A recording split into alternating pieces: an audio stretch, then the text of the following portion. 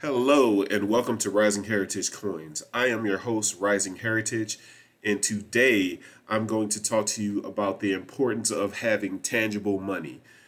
Yes, that does include gold and silver, but I'm talking about actual cold hard cash, fiat currency.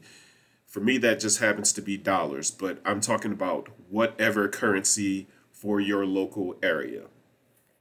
Now, there's been recent talk about replacing cold hard cash with things like Bitcoin, cryptocurrencies, and I'm not totally against that, but we need to actually have tangible money, and I'll give you 4 reasons why up next.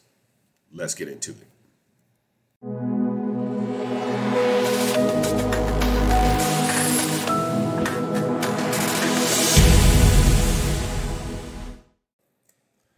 This is the last article of quite a few articles that I've seen in the past few months that advocate for replacing the dollar with cryptocurrencies.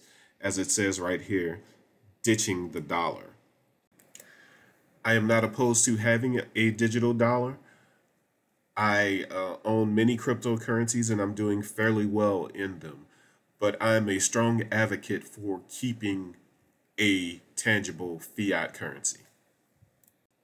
Now, this is an article on futurism.com by Victor Tangerman, and I'd like to read it. It's a fairly short article, and I want to make a comment on what it's trying to communicate to us. So the title is Banks Warn That Crypto Could Replace Dollar Within 5 Years.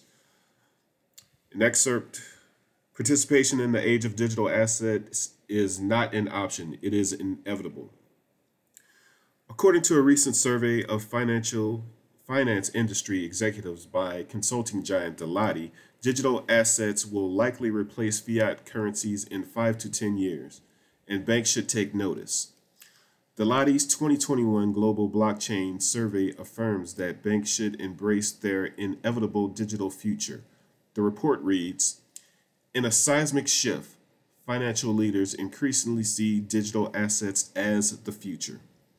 Some 76% of respondents said they believe digital assets will serve as a strong alternative to or outright replacement for fiat currencies in the next 5 to 10 years. The report is a strong indication that a digital asset revolution could soon be upon us, little typo there, and that those who won't follow the trend risk losing out. More and more money is being permanently stored in the form of digital assets, leading to both institutions and investors looking at ways to adopt new ways to do so. It's a mouthful. The report is a strong indication that changes are coming, whether the industry is ready or not. Participation in the age of digital assets is not an option, it is inevitable. The report concludes, leaders are left only to decide how to use digital assets and the new global financial service infrastructure to their greatest advantage. I can tell you that right now we are not ready for a total switch over from fiat to a digital currency. And let me get into reason 4 right now. People just don't know the value of real money. Everything you see before you is tangible money. You can touch it, you can hold it, you can purchase your favorite item with it. But the only real money that you see before you are the 2 1-ounce gold coins and the peace dollar in the center of the screen. The stack of $100 bills is what we call fiat currency. Fiat currency is worth whatever your particular central bank, for me, the Federal Reserve, says it's worth. In this case, each one of these is worth $100. Now, we as stackers should not neglect the importance of having fiat currency.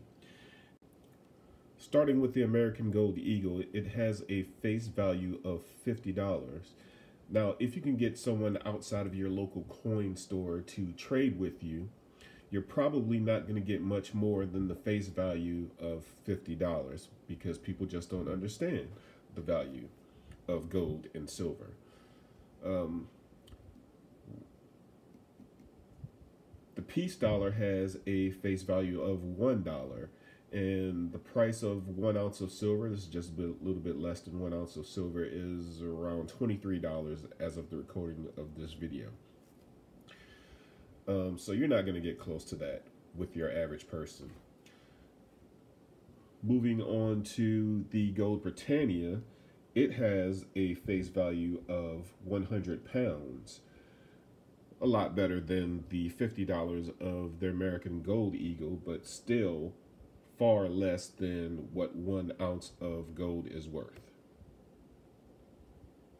Now, I can only speak for people who live in the United States. Most of the people who I've spoken to outside of the numismatic circle have no idea the value of gold and silver. But I'd be interested to know anyone who's listening from, say, the UK, since this is Britannia, would the average person in the UK know the value of this gold Britannia? Leave your answer down in the comments. Let us know if people know the value of gold and silver in the UK. Reason number 3 is having cash is a barrier to spending your money. It used to be, in order to spend your money, you had to get dressed, get in your car or whatever form of transportation you had, and get down to a store in order to spend your money.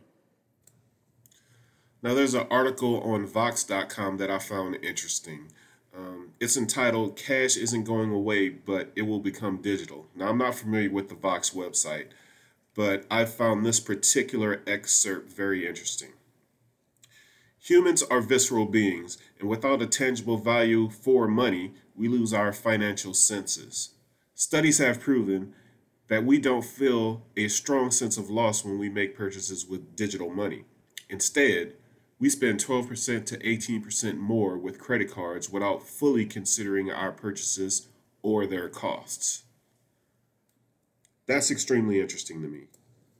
Just think, right now you can open up the Amazon app on your phone and make a purchase for just about anything within just a few clicks. Now, if you're not paying attention to how much you're spending, that is a recipe for disaster. The second reason that we need to maintain fiat currency is for your anonymity. Now, you have a digital footprint. Wherever you go online, wherever you spend your money in a store, there's a record of that. You get targeted ads, you get mail, pamphlets, everything based on your spending habits. Wherever you go online, you get ads on your Google, your Facebook, based on the things you look at, the things you buy there.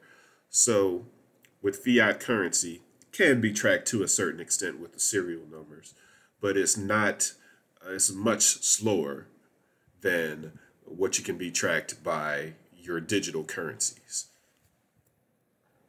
Gold and silver cannot be tracked in that way. I mean, right here is an ad for an Indian head coin, 0.1209 troy ounces. So, wow, I didn't realize they were that small. And Omaha steaks. Yeah, I could use a steak right now, but yeah, I'm not going to have one. Cheesecake, another, yeah. Omaha Steaks has cheesecake, huh? And Philly steaks. Yes, I like all of these things. Guilty. And reason number 1 that we need to keep a fiat currency is in case of major disasters. So just recently, Hurricane Ida hit New Orleans first and went up the East Coast, but I can speak from experience on what happened to New Orleans. Let me switch over. So here, this is a picture from Forbes, I believe. So you can see the destruction that happened. I mean, and this is common in pretty much everywhere.